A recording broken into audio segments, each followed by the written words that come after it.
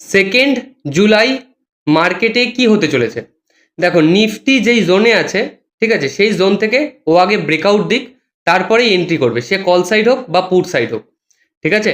নিফটির রেজিস্ট্যান্সটা কি আছে? নিফটির রেজিস্ট্যান্সটা হচ্ছে 25,600।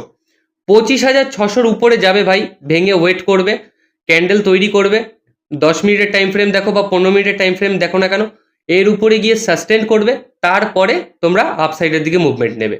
আর তার যে সাপোর্টটা আছে, নিফটির যে সাপোর্টটা, সেটা হলো 25,480।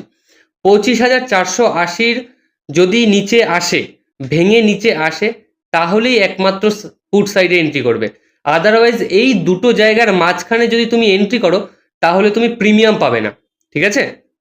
আর ব্যাঙ্ক নিফটিতে যদি তুমি চলে যাও, ব্যাঙ্ক নিফটি এখনো তার হায়ার হাইয়ের উপরেই আছে, ঠিক আছে। সেটা হচ্ছে 57,050, তার হায়ার হাই তার উপরেই রয়েছে।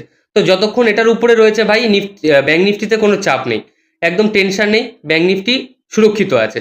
যদি এটার নিচে আসে, এটাই এখন তার হায়ার হাইটাই এখন তার রেজিস্ট্যান্স হয়ে গেছে, ঠিক আছে, 57,050টা, এটা তার হায়ার হাইটাই এখন রেজিস্ট্যান্স হয়ে গেছে, ঠিক আছে।